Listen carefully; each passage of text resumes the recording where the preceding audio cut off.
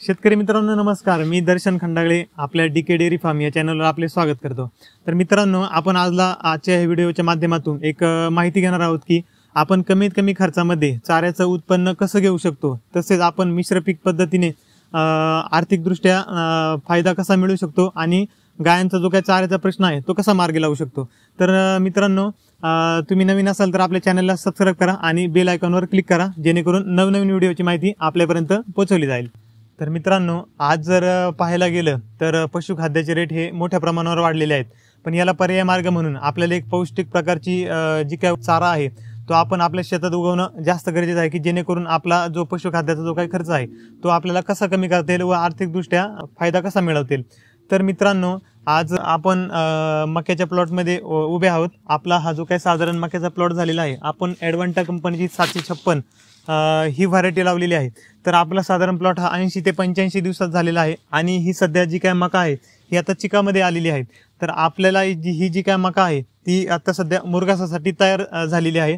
तर ही जी मक्या तयार करताना आपण मिश्र पद्धतीचा अवलंब केला होता की आपण सुरुवातीला याच्यामध्ये कोथिंबीर पिकाचं उत्पन्न घेतलं होतं आणि कोथिंबीर पिकामध्ये आपण मक्याची लागण केलेली होती। तर ती कशा पद्धतीने केली होती, आपण सुरुवातीला कोथिंबीर पिकाची लागवड पेरणी केली होती। पेरल्यानंतर आपण पाट पाण्याची सिस्टीम केली होती। तर पेरल्यानंतर साधारणतः एक 6 ते 7 दिवसानंतर आपण तणनाशकाचा वापर करून त्यानंतर आपण ॲडव्हान्टा कंपनीची 756 ही व्हरायटी लावली होती। तर साधारण एक 40 दिवसामध्ये आपलं कोथिंबीरीचं पीक हे तयार झालेलं आहे आणि त्यानंतर ही साधारण 80 ते 85 दिवसामध्ये आपली ही जी काय मका आहे तुम्ही याची वाढ पाहू शकता, अशा पद्धतीने केलेली आहे।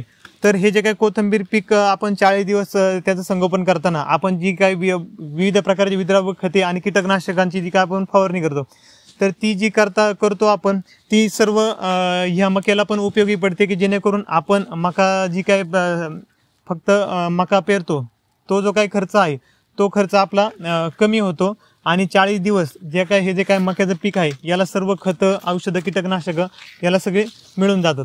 तर मित्रांनो, 40 दिवस झाल्यानंतर आपल्याला एक 2 ते 3 महिन्यापूर्वी कोथिंबीर ह्या पिकाला अत्यंत चांगले रेट होते। आपल्याला साधारण मार्केटमध्ये 2 ते 3 हजार रुपये शेकडा अशा भावाने कोथिंबीरीला बाजारभाव मिळाला होता। तर आपलं एकरी साधारण 4 ते 5 हजार जुडा जो काय आहे तो बाजारामध्ये गेलेला होता आणि आपल्याला एकरी साधारण 1 ते 20 लाख रुपयाचा 1 ते सव्वा लाख रुपयाचा नफा आपल्याला जो काय आहे तो मिळाला होता। तर ती जे काही कोथिंबीरीचं पीक आहे याने आपल्याला एक चांगला आर्थिकदृष्ट्या प्रबळ केलेला असून जो काही कालवडी पालनासाठी जो काही खर्च आहे तो पूर्ण आपला कमी केलेला आहे आणि हे जे काही आपलं जे काही मक्याचं जे काही पीक आहे ते आपलं एक कमी खर्चामध्ये उभे राहिलेलं आहे। तर मित्रांनो, हे जे काही आपलं मक्याचं जे काही पीक आहे ते पीक अत्यंत कमी खर्चामध्ये आलेले आहे की जेणेकरून आपण जे कोथिंबीरीमधून जो आर्थिक नफा मिळवलेला आहे तो जो काही नफा आहे तो बाजूला ठेवून पण आपली जी काही मका आहे ती 40 ते 45 दिवस आपण जी काही सांभाळलेली आहे ती फुकटमध्ये थोडक्यात आपण कोथिंबीरच्या औषधांवर जगवलेली आहे की आपला खर्च पूर्णपणे कमी झालेला आहे। तसंच मित्रांनो, तुम्ही कोथिंबीरीऐवजी शेपू असेल, मेथी असेल, तुम्ही अशा प्रकारची इंटरक्रॉपिंग जी सिस्टीम आहे ती तुम्ही आपल्या शेतामध्ये करू शकता। तसेच एक दुसरी पद्धत जर पाहायला गेलं तर तुम्ही ॲडव्हान्टाच्या मक्याच्या ऐवजी जी काही आपली स्वीटकॉर्न मका आहे, जी कणसे बाजारात विकली जातात, त्या तुम्ही कणसांची ह्या कोथिंबीर, मेथी, शेपू ह्या पिकांमध्ये तुम्ही त्यांची लागण करू शकता।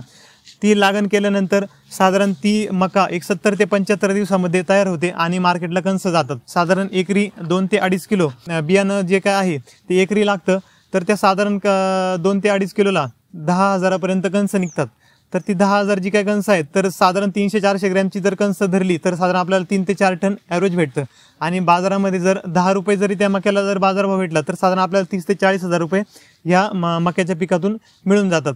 तर अशा पद्धतीने आणि जे काही आपली उरलेली जी काही ताटे आहेत आपण त्याचा मुरघास करू शकतो, आपण आपल्या कालवडींना एक पौष्टिक वैरण खायला घालू शकतो आणि हा जो काय आपल्याला सर्व काही जो काय नफा जो मिळतोय तो आपण कालवडींना गोळीपेंड म्हणून पण गोळीपेंडीच्या खर्चासाठी आपण त्याचा वापर करू शकतो।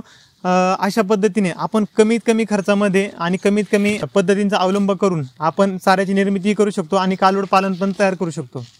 तर आपण 5 फुटाचे सारे तयार केले होते आणि ते सारे तयार केल्यानंतर साधारण जो काही आपला मधला जो ओरंबा आहे त्या ओरंब्याच्या दोन्ही साईडला 2-2 बियाणांची आपण टोकन केली होती. 2 बियाणांची साधारण रुंदी 1 फूट आणि लांबी 10 सेंटीमीटर अशा पद्धतीने लागवड आपण केली होती.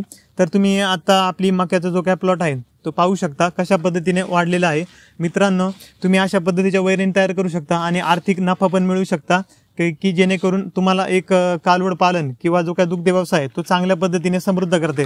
तर मित्रांनो, कसा आवडला व्हिडिओ? आवडल्यास लाईक, शेअर आणि सबस्क्राईब नक्की करा. धन्यवाद.